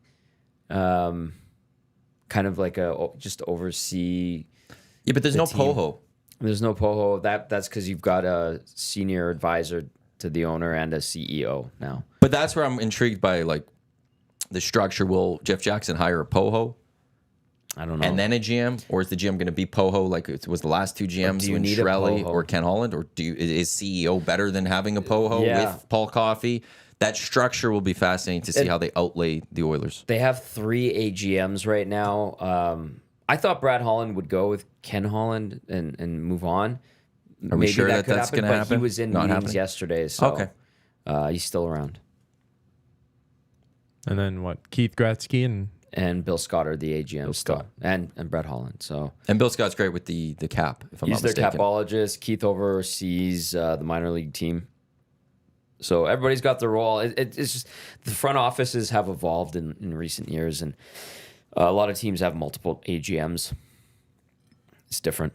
It's very different how they use it and utilize all the people. Quick side note, because Jasmine texted in that initial question. I got clubs for you, Jasmine. Don't worry. now For I the get- golf tournament. No, for the hole-in-one tomorrow. Oh, nice. Yeah, go. she's coming to hole-in-one contest and going to have to swing clubs that I'm going to give her. So, like, completely cold in every way, shape, or form. hit the range. She's gonna win. Good luck. Jasmine's gonna win. Good luck. 180 yards from the pin, right? That's where the A tee box worm is. burner 100. all the 180. way around the water, up on the green, and just into the hole. Yeah, that's what I'd shoot Me too. after I sometimes. practice my putting game. Yeah. Oh boy, no 3 putts. I'll be in the water. No 3 putts. With all the I Oilers will signings, chunk it though, hard into the water. are there any moves that the Oilers made that you're not too fond of? Yeah, the Brown one, not Josh Connor Brown. Josh Brown. Like, what the hell is that? I think that'd be the top and, one. And even some people within the team were like, "What? Why this guy?" So it's gonna be interesting. I mean, he's big. He's just a little bit. I think he's 2 inches shorter than Vinny Desharnais, but he's tough. But Daniel Nugent Bowman, I kind of laughed when I saw it, and I'm like, uh-oh. DNB was talking to somebody that followed the Coyotes very closely, probably covered them, and I want to get the quote that DNB put out there because I was just like, "Geez, Daniel." I think Let me dig it up because it was kind of funny. Yeah, no worries. He's a 30-year-old right shot-handed defenseman. For those who don't know, 3 years, $1 million average for the next 3 years on the Edmonton Oilers. So, didn't re-sign Vinny Desharnais. He wanted more money though. Yeah, he got his money in his term, and that's Good for him. Good for him. Where is this quote? I'm looking. I'm looking on his tweet, too. Oh, he tweeted a lot yesterday. Yeah, he was a busy boy. That Well, there were lots Damn of it, Daniel Daniels. Nugent Bowman. Oh, I've never had my Nope, phone I buzzed missed so it. many times. Your phone was just going at it yesterday Yeah, when I we're was just in waiting. here doing some stuff. And did he delete it, maybe? And yeah, Josh know. Brown, 6th round pick, 152nd overall. Florida Panthers, actually. Played with them 18-19. Also played on the Senators from 2020 to 2022. Played a bit on the Bruins, only 6 games on the Bruins. And then the last 2 seasons with the Arizona Coyotes. 290 overall NHL games, 34 points, 11 goals as a defenseman. 296 penalty minutes and only 3 playoff appearances throughout his career. I think he deleted it. I think he did, but I think the quote was, "Oh no, here it is." Josh Brown in 639 minutes at 5-on-5 there in it is. 23-24 via natural stat trick. Then he has all the stats, and then he goes, "A message from someone who watched a lot of Arizona games last season. Quote: He's just an awful player. Unquote. Maybe that changes on a better team in Edmonton," says DMB. I was like, ugh. Well, that's the thing, though. Like, there is that possibility that you play on a better team, you'll have more of a chance to shine, which really any player has that opportunity. Yeah. But the Coyotes, they weren't the greatest team last year. They had some defensemen who stood out. Bless you. Bless you. Yeah. Gesundheit. There we I go. don't think I've ever sneezed at EST. I've sneezed at the Never old place, but you could sneezed. shut off your mic. Yeah. Here I can't. Jeez. There's Fix no that. mic button. Let's get a ticket going to engineering to get. Oh, that is one of the things I do want to add. Oh. The schedules are fully out. I got to look at them. Nico's dad, in the meantime, texting in says Kesselring, Michael Kesselring, former Oilers farmhand, now regular with the Utah Hockey Club. Kesselring passed Brown in the depth chart in Phoenix in 6 games. Yes, I saw was that quick. one. Didn't take much. No. Calgary Glenn says, thank you for your stance on Bowman. I made a tweet about it, and I was surprised by the amount of people calling me woke. Yeah, but that, like, I had that yesterday too. I just did a simple tweet and I didn't open up Twitter for the longest time, then opened up and, like, I don't know how many replies I got to it. Listen, like, but the it's not majority of woke. them. If you're a piece of crap and you do something shitty, there should be repercussions. Yeah, but I had 34 replies. I would say probably 20 of them to 25 are people just ripping me for being woke and having pronouns in my bio and all that stuff. Oh my. It's one of those things where it's like I could guarantee you a lot of that is just bots type thing. Oh. They're just set up in that way. Like it's when you go in those angles that comes out because I don't think. it's like I don't think there's that many people that love Stan Bowman that much. Yeah, and covering have up to a go sexual assault Yeah. is pretty bad, Yeah. and that's putting it lightly. Yeah, and so I'm not going to go fully into my thoughts on all of that stuff. But I know, we don't need just, to. Well, but it's like it just seemed like when I went on, just immediately there was a lot that just popped up, and it was just like, yeah, like how did they find this? And with Twitter, sometimes it's you post one thing and it just comes. Okay. That I'm not shocked by that. So Didn't it's just the way it Elon, is. when he bought Twitter, say he was gonna like weed out all the bots, Yeah. and then now the bots are out of control? Yeah. It's Elon. Didn't he also private likes now? Yeah. That's the thing that happened. I remember seeing a couple of females go like, oh, all of a sudden one guy's liked like 500 of my posts. Is that a thing? Private likes? You know, you can't see what somebody liked. Oh. You could only see what people that liked your stuff. Oh, but you can't go got on it. my account and see what I've liked. I see. Which Okay. teach their own on that, I guess, if you will. Yeah. But it was like, yeah, I know there's a lot of women that post maybe a little more risque stuff out there, whatever. And they would post like same person is liking a crap ton of my posts all of a sudden, Oh, wow. just in like one moment. So it's yeah. The only It's- good thing it's an about Twitter interesting- is seeing all the signings. That's the only thing I use it for. Is really It- stay up to date with stuff. That's the it's- only thing it's good for. It's a double-edged sword, man. Yeah, It it's is terrible. my second favorite app, and also my least favorite at the exact same time. But agree. I do love Reddit. Reddit is probably my favorite social media. I haven't gotten Really? into Reddit. It's When you it's a deep understand hole. it, it's awesome. It's great when you try and find stuff. There's a lot of info on there. I guess we're talking about the top teams. I'm just So trying to quickly find also the Oilers schedule. So once I get Yeah. that, I will throw it out there. for sure. So Nashville is one of the top teams. Well, from free agency standpoint, winning free agency. Oh, we're back to this. Yeah, and then the Oilers are, I think, right up there as well. But the Blackhawks, I think, did a really good job signing Teravainen and Tyler Bertuzzi. Yeah. And then re-signing Smith, getting Brossoit, sorry. LB. I'm bad with French. He got a decent amount of money too. Alec Yeah, you got Martinez. 3 schmil per. Yeah. 3x3, I think it was. Well, they got to spend some money. Yeah, that's true. I think he's up there. I think they're up there. The Blackhawks getting Bertuzzi and Teravainen. And what was funny to see is Toffoli going to the Sharks out of all places to go. He's a nomad. He is a nomad. He's a good player, but he's won his cups. Maybe he's just in it for the money. Sharks are Loaded. Yeah. Well, you get to play with Macklin Celebrini now. Great. And That's Philip Zetterlund. Wow. All right. Whoever that is. No. He Damn, scored Zetterlund. against Edmonton at Zetterlund. Yeah. That team looks a lot better, honestly. The Sharks. You think so? Yeah, well, you get Macklin Celebrini in there and then Toffoli, and you're giving them some What- runway to play with. What are the Canucks now? Ooh, They're a team that's gonna drop. quite significantly, I think. Calgary, Vancouver. Yikes. Vegas. How about Vegas? Losing a lot of guys. They lose Marchessault. They lose. They told Matt that they'd let him walk. They're Vegas. Alec Martinez is gone. I think. Where did Martinez sign?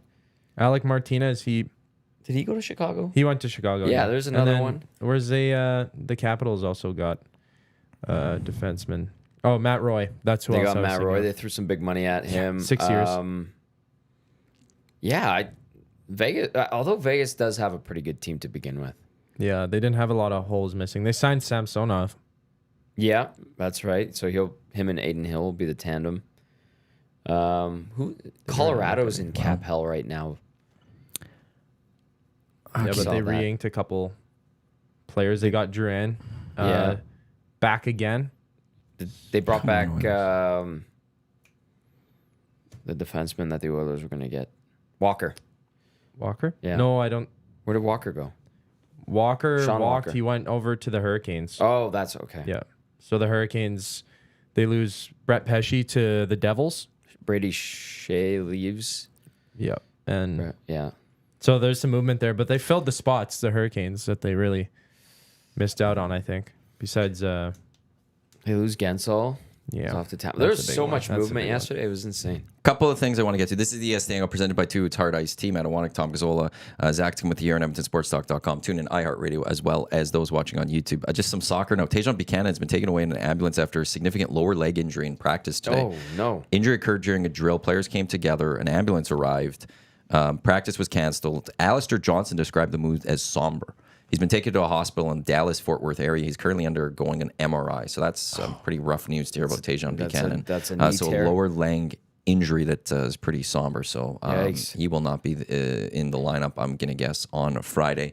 Let's get to Road Warriors, which is brought to you by AccuSteel Heavy Haul Custom Trailers Edmonton, heavy haul trailers. If you're looking is for new? this is brand Yeah, new. right. Custom manufacturing heavy haul trailers for mining, oil and gas equipment, highway transportation. Check them out, accusteel.ca. Trusted by the leaders in the heavy transport industry. So Let's Road go. Warriors, we look at the road teams and all of that and the schedule for the night. Let's go. But I want to look at the Oilers schedule. That's what we're going to go with Did you today. find it? I found it on the Oilers website. I count like a bunch of back-to-backs. How many? I think I'm in double digits. Yeah, that's not crazy. Is it like Tampa, Last year, Florida, they went till I think Pittsburgh, December Columbus. was the first time they had a back-to-back. and then they had a ton in the last second bit of the half, yeah. season. So they start the season with the Winnipeg Jets on Wednesday the 9th. They're home for 4 games before they go on the road for 2, back for 2, then they hit the road. In the month of October, they've got a back-to-back Detroit-Columbus. This Oilers website. There's a lot of traffic or something right now because it. There we go. November, they got a Calgary away, home to New Jersey back-to-back to start the month. That's not too bad. They've got a back-to-back Montreal-Ottawa. They have a back-to-back Utah-Colorado in that month. Those aren't too bad. I thought the CFR is in Edmonton. Isn't it? I don't know. They're only there's no real long road trip in November. I remember it used to be like such a long road trip. When Yeah, the CFR I was on. remember. The That was a CFR is fun at road Rogers, trip. but those are the longest. There's a 3-game road trip in there, so nothing too crazy. I'm not seeing a long road trip as of yet. When we get to December, they've got a back-to-back San Jose, Ottawa home. They got a back-to-back LA, Anaheim. They do play New Year's Eve, 7:00. Oh, I know, I hate those ones. But post. so they have a nice break for Christmas. They play on the 22nd, and then they don't play till the 28th. good. They get the 24, Okay, 25 good. off, but then they don't even get to play 26, 27. Good. That's great. And those games in LA and Anaheim are 2:00 starts. Perfect. It's a little, LA, those are going to Anaheim- have to, I'm guessing those are national broadcasts and all. LA Anaheim is so easy to do. Like if you're on the road, it's just like a 45-minute drive with no traffic. As we get did to that so many January, times. Anaheim, Seattle, home away is a back-to-back. They have a back-to-back Minnesota, Colorado on the road. What was the Seattle one back to back? Anaheim home in Seattle. not too That's bad. not too bad. Back-to-back Minnesota, Colorado on the road, both of those. That's a pain in the ass. They have, like the longest so far I'm seeing is a 4-game road trip. They then at the end of January, from the 21st to the 30th, there's a 5-game homestand right there. How does that go? It's 6-game because they play on the 1st as well. So they get a 6-game homestand. They have a back-to-back St. Louis, Chicago in the two cities. okay, yeah. Home to Colorado, then it's Olympic break. 2 weeks? Pretty much, yes. Yeah. Okay. Then they're back on the road. Philly, Washington, Tampa, Florida. No back-to-backs there. Carolina. No back-to-backs on that road trip at all. That's a surprise. Home for 3. Then they get a 4-game road trip, which includes a back-to-back Devils, Islanders. Not too bad. That's no problem. They do have a back-to-back again, home to Dallas, in Seattle.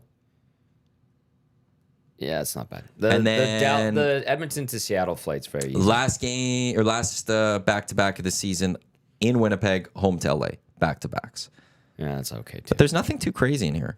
not bad. Their last month of the season, it goes Vegas, San Jose, LA, Anaheim, St. Louis, San Jose, Winnipeg, LA, San Jose. So they get 3 San Jose's in there.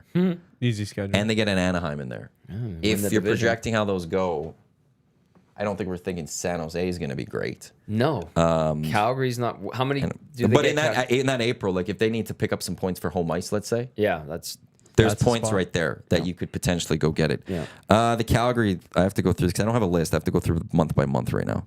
When are they Unless at one the has popped saddle out. dump? Home to Calgary on the 13th, third game of the season. They get the first Calgary Battle of Alberta. okay.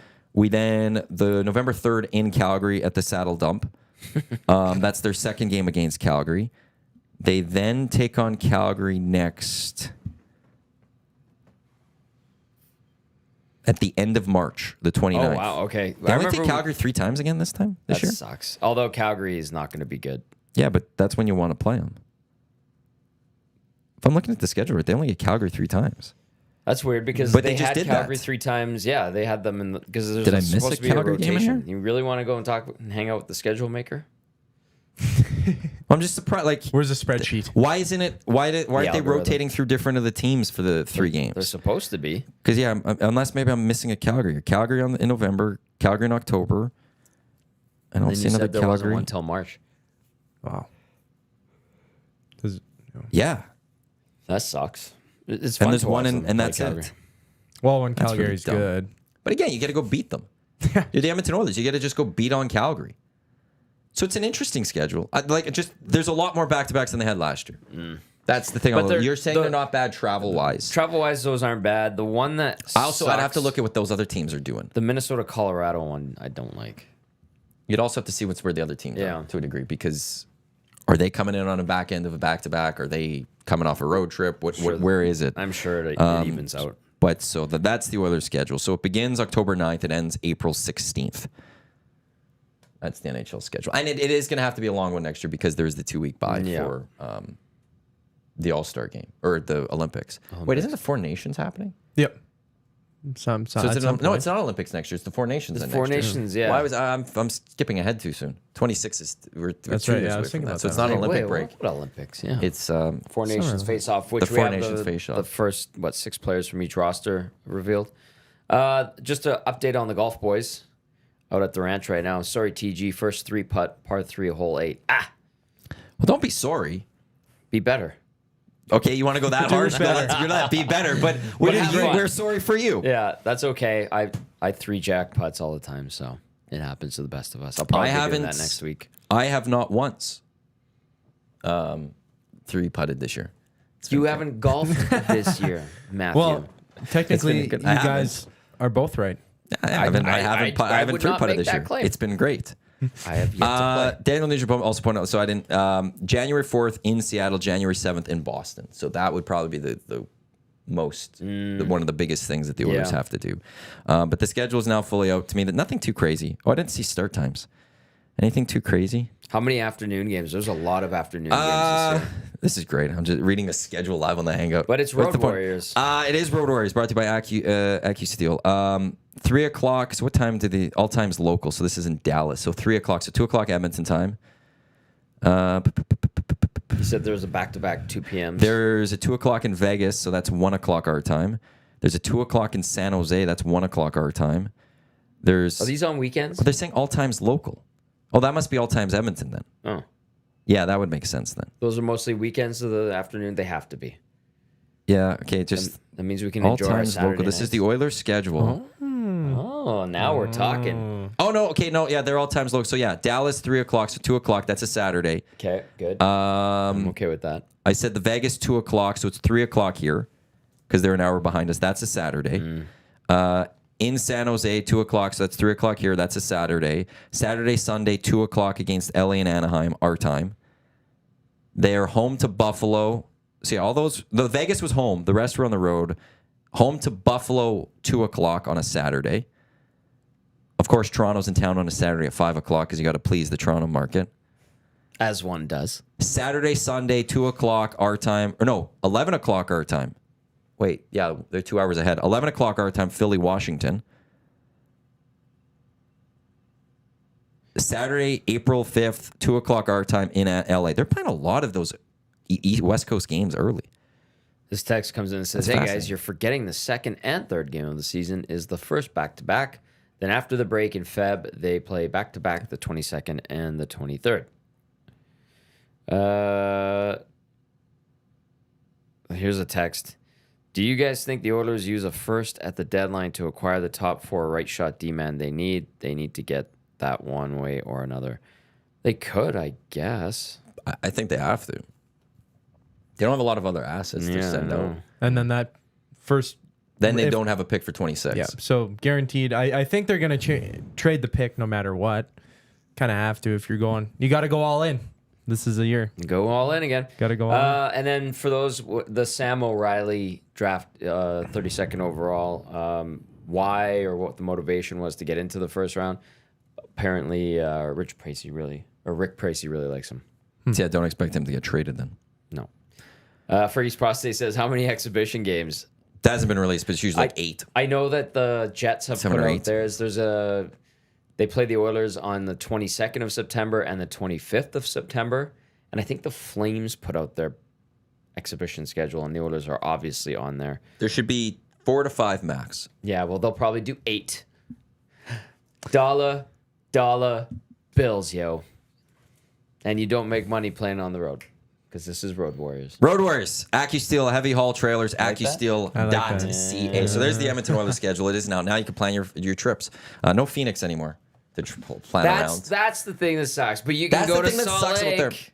And have one beer at the table. Oh, yeah. I would. that's- Would I want to go to? No, I would thank like you. to maybe see Salt Lake one day. Maybe it's not going to be high on my list of places to travel. That Utah's a I-15 nice place, is, yes, it's scenic and there's good skiing, I think. But that I-15 driving through Salt Lake City is terrifying. What would be the best road trip? It's always those California ones that are the best road trip. But they're though. expensive. Yeah, like the closest, the one that like if you want to do a couple, like a good few back to back in the States, I think it's in April. You can go to Vegas, go to San Jose, go to LA, go to Anaheim.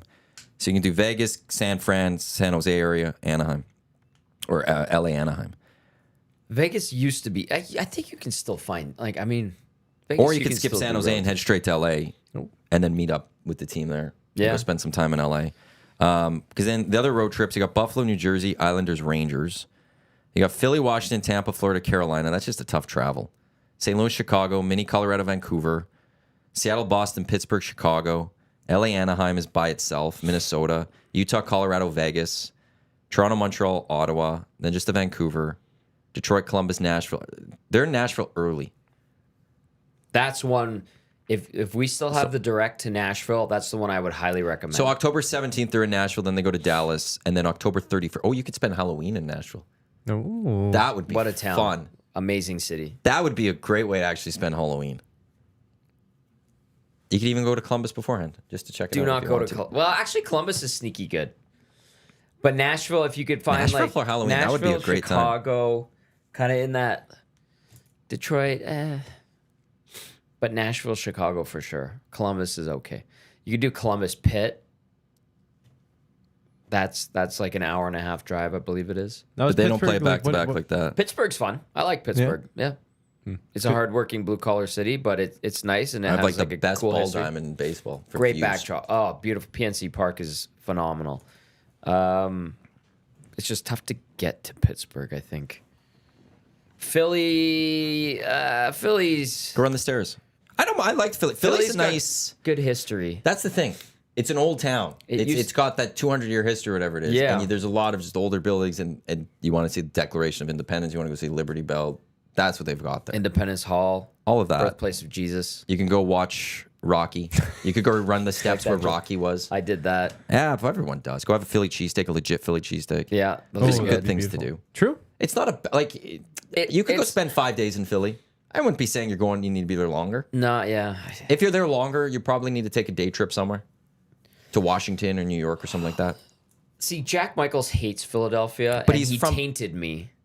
You can't allow that to happen because And he's I from a always say different city. I enjoy Philly because I like history. Yeah, but you can't let him because he has. That'd be like somebody coming to Alberta and you just immediately rip on Calgary. Which is fine. Which It we is, do. and it- They but smell like like it's cabbage It apparently. smells like cabbage. But yeah, Calgary. That's a poor analogy. 'Cause Calgary's Calgary a good does city. suck. Philly has like really neat history. I think if you spend like 2 days there, you're good. Because all the like Independence Hall, the Liberty Bell, Elfritz Alley, which is like the oldest residential street in North America. All of that's like really, really like. There's But then you could go Benjamin to Franklin's you could go to home. Amish country and go visit, see what it's like out there. No, Bring a phone. Why not? why? Bring them the iPad or know. something. Yeah. Go see what it's like. Speaking- That's all part of. I no would feel like Wi-Fi the out Philly there. thing. I got data or something. Speaking about Philly, though, I forgot Matvei Michkov signed his entry-level deal. Yeah, Yeah, he they're bringing him over. terminated his KHL contract, 7th overall pick, 2023. This guy's a stud. He's a shooter. Think He's the gonna next.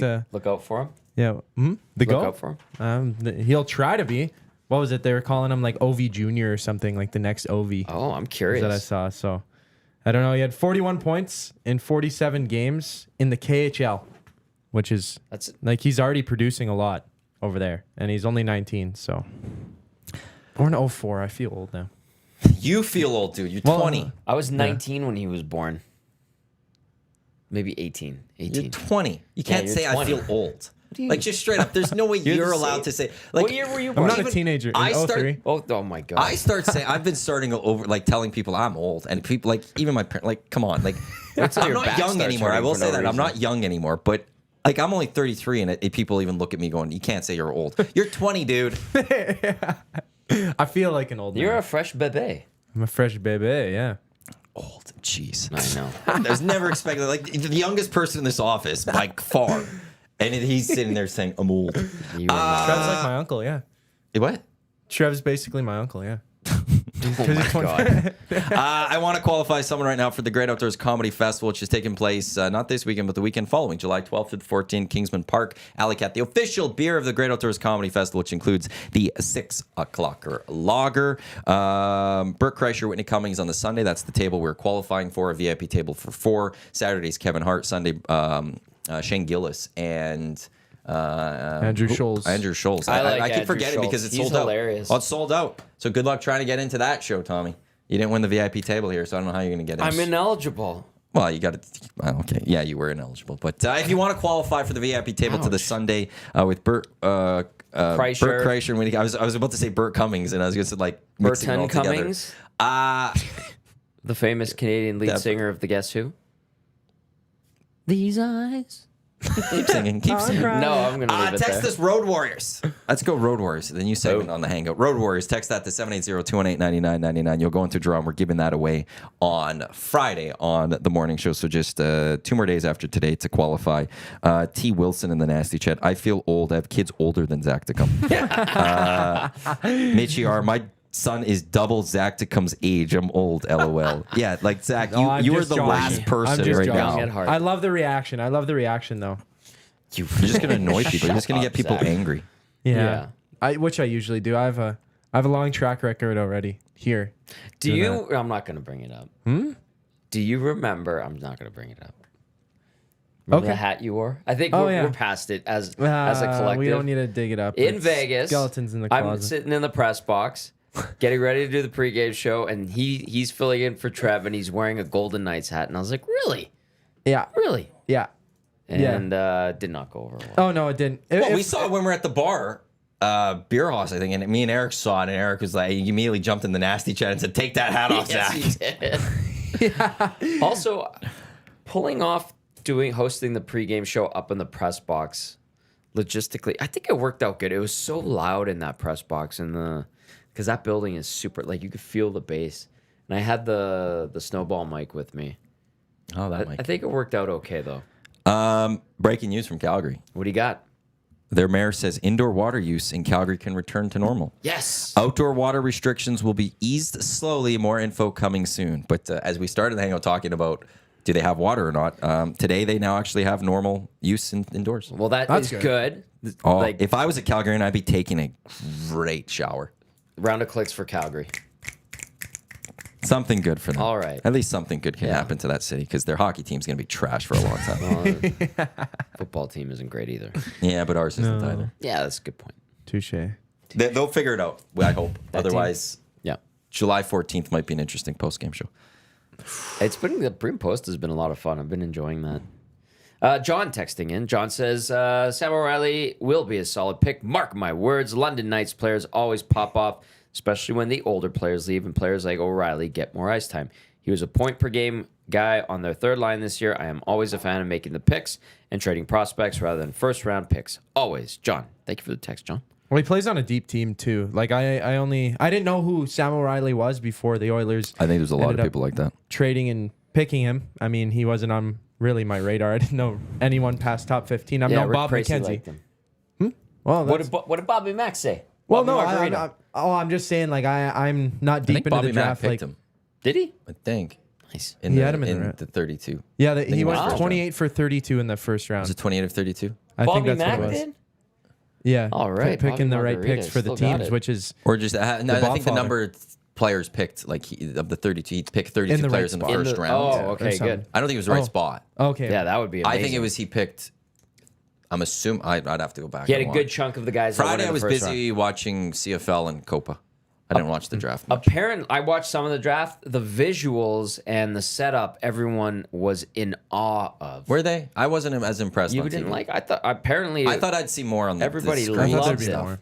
They said that what you saw on television did not do it. It Fair I enough believe it. then.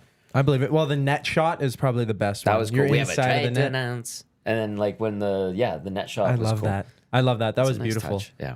But Sam O'Reilly, like he's on a team with Easton Cohen, who was drafted 28th overall from the Leafs last year. But it's a deep team because I saw that Cohen okay. name. I'm like, okay. I was watching some of the highlights. He seems like he's got some good hockey IQ. He's a really good skater. His passing is pretty good though. He's a good playmaker. So it seems like pretty solid player. I mean, They you're wanted going him. first round in the NHL. Yeah. You trade for the pick. You're hoping he's going to be a good player. At some point, he's got time. Got time to simmer. This text says, "These eyes." Also have Jasmine on the Hangout again soon. Maybe.